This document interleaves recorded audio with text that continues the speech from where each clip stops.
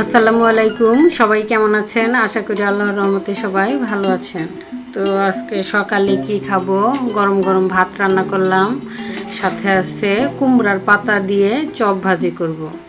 তো এই বড়াটা আর কি খেতে বেশ ভালো লাগে।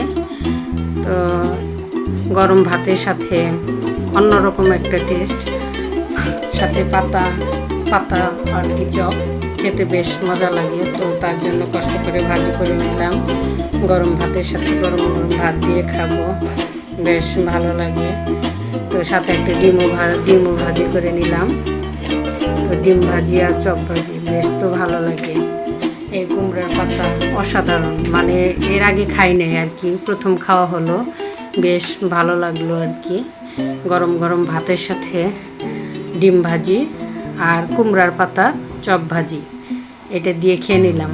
তো দুপুরের জন্য আজকে কি রান্না করব? তো পটল কেটে রাখছি, পটল ভাজি করব, আর কুমড়া কেটে রাখছি, কুমড়া দিয়ে চিংড়ি মাছ রান্না করব। পেঁয়াজ কাঁচামরিচ সোমবারে দিয়ে দিলাম। তো পেঁয়াজ কাঁচামরিচ পোড়া হয়ে গেলে আদা রসুন জিরা সব মশলা দিয়ে মশলাটা ভালোভাবে কষিয়ে নিচ্ছি। তো কষানো হয়ে গেল, এখন চিংড়ি দিয়ে দিব। চিংড়িটা একটু ভালোভাবে কষাই নেব। তো চিংড়িটা হয়েছে, চিংড়ি দিয়ে কুমড়া দিয়ে বেশ ভালোই লাগে।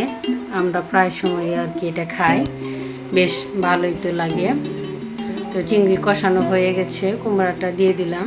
তো কুমড়াটা কিছুক্ষণ কষানো হবে, তারপর একটু ঝোল দিয়ে দিব, আর এটা একটু মাখো মাখো ঝোল করে রান্না করব, খেতে বেশ ভালোই লাগে।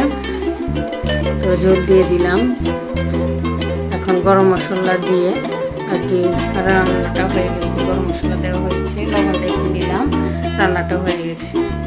এখন একটু পটল ভাজি করে নিব, সাথে তরকারির সাথে একটা ভাজি না থাকলে ভালো লাগে না। তো পটলটা কেটে নিয়েছি, দিয়ে দিলাম লবণ হলুদ একটু মরিচ, পরে কাঁচামরিচ পেঁয়াজ আর কি দিয়ে দিব, দিয়ে একটু ভালোভাবে ভেজে নিতেছি। কাঁচামরিচ পেঁয়াজ দেওয়া হয়েছে, একটু লাল লাল করে একটু পোড়া পোড়া করে ভালো করে ভেজে নিলাম। তো এই পটল ভাজিটা এভাবে ভাজলে বেশ ভালো লাগে। তো আমরা এইভাবেই ভাজি করি। তো তরকারিটা আর পটল ভাজি দুপুরের খাবার দেখতে কেমন হয়েছে, বেশ ভালোই লাগতেছে। তো আপনাদের কাছে কেমন লেগেছে আপনারা জানাবেন, লাইক কমেন্ট শেয়ার করবেন, আমাদের পাশে থাকবেন। আল্লাহ হাফেজ।